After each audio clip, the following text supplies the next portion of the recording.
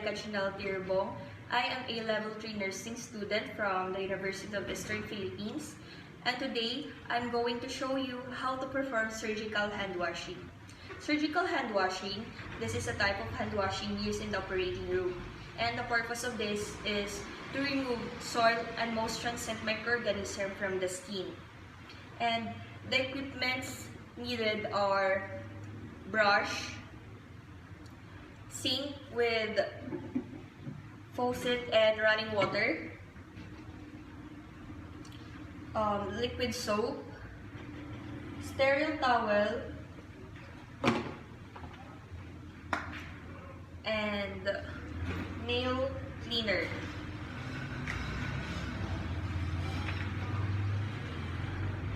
For the first procedure, you're gonna inspect your hands for cuts in the skin and cuticles.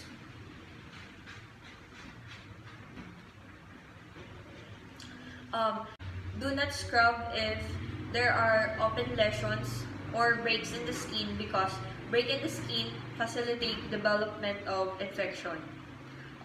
Next is to remove your rings, chip nail polish, and wash and push long sleeves above the elbow if you are wearing long sleeves to decrease residence and transient of microorganisms.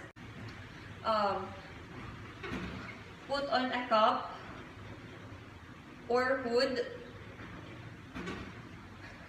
and a mask to prevent introduction of contaminants into environment. Use a dip sink to prevent hands and forearm from touching a soiled surface.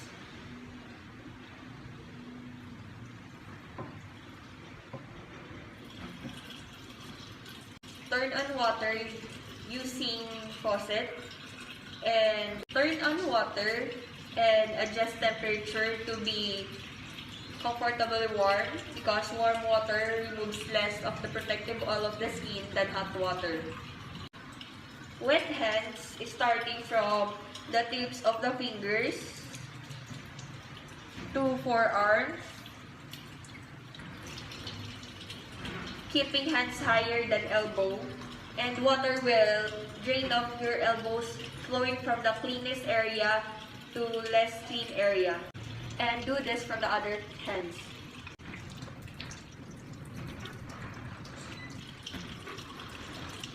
Next is I will apply the soap to a scrub brush, or open a pre-packaged scrub brush if available to remove resident bacteria from the skin surfaces. Brush on my dominant hand using a circular motion, scrub nails and all skin areas of non-dominant hand, and of course the arms.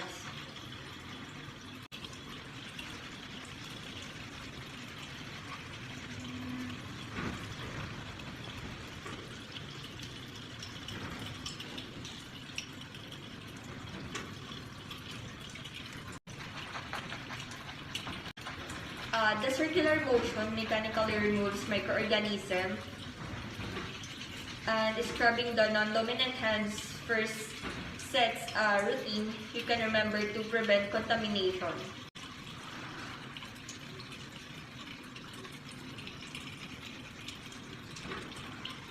Take a second scrub brush and repeat action in number 8 on my dominant hand and arm, same as above. Keep the hands and arms above elbow level and place the fingertips under running water, and truly rinse the fingers, hands, and the arms.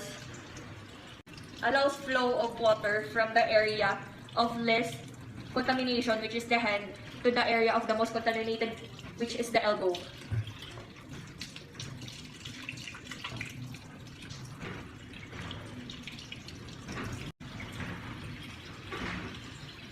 Keep arms flexed and proceed to the operating room. Prevents water from flowing from less clean, which is the elbows, to the most clean area, which is the hands. Gowning for open glove technique. Reach down to the sterile package and lift the folded gown directly upward, or scrub-nurse receive sterile gown from the circulating nerves. Since I don't have an assistant here, I will do it by my own from 2 to 7 procedure. Number 3, holding the folded gown, carefully locate the neckband or center fold. The next is while holding the neckband with both hands or holding the center fold with one hand, gently shake the folds from the gown.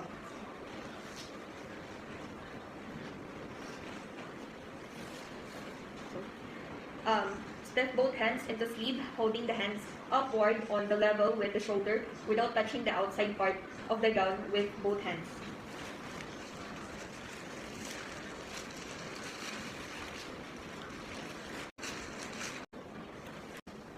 And then I will fasten my back part.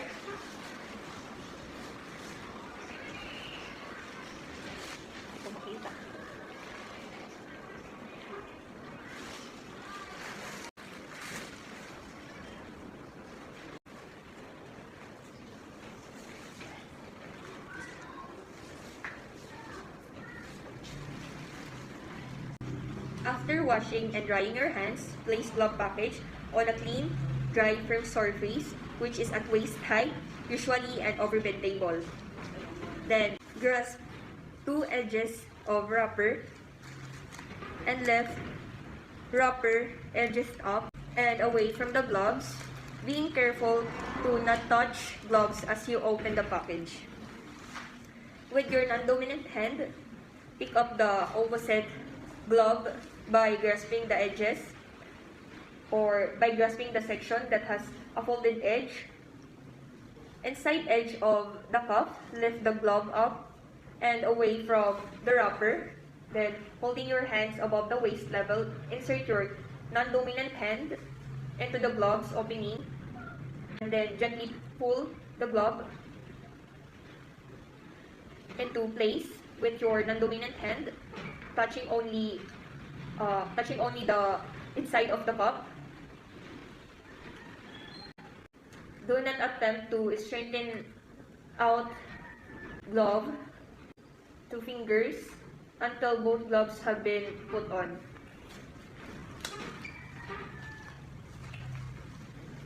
With your dominant glove hand, remove the other glove from the package and then making sure you touch only the inside of the folded cup.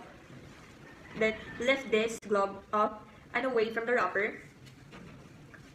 Then hold your glove thumb away from your body to prevent touching your skin. Place your ungloved fingers into the new glove opening. Gently pull on the glove over your hand as before. And then keeping your hands above the waist level, adjust both gloves. But we will do it later after this. Keeping your hands above waist level, adjust both gloves by touching only your fingers, remembering to touch sterile to sterile only. Then, keep both sterile gloves in front of you above your waist level. For the gowning of closed gloving technique, it's still the same procedure with the gowning for open glove technique. The only difference between the two is the closed glove method keeps the hands inside the sleeves just like this and can touch anything inside the sterile field. While the open gloving method, you have to keep both sterile gloves in front of your waist level or above your waist level and can touch with sterile surface only. Open the sterile glove wrapper containing with sterile gloves and open it while the hands are still covered by the sleeves just like this.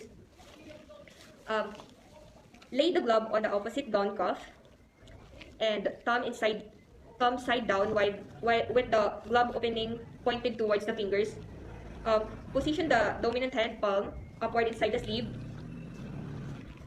and use the non-dominant hand to grasp the cuff of the glove through the gown cuff and firmly anchor it. With the dominant hand to grasp the cuff of the glove through the gown cuff and firmly, with the dominant hand working through its sleeves, grasp the upper side of the glove's cuff and stretch it over the cuff of the gown.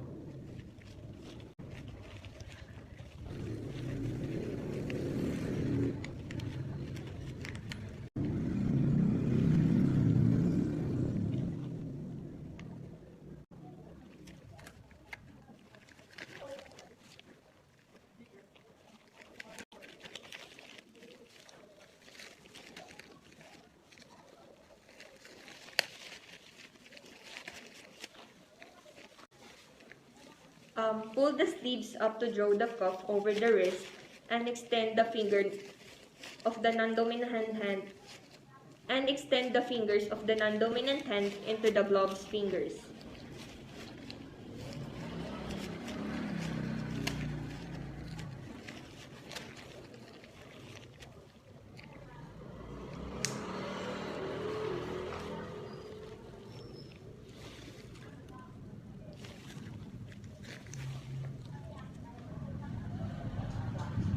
And after this procedure, remove and dispose of used gown and glove.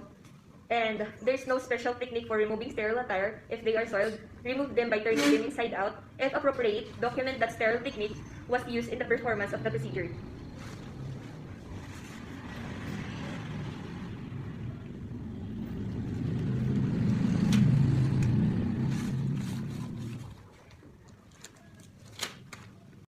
And perform hand washing after this.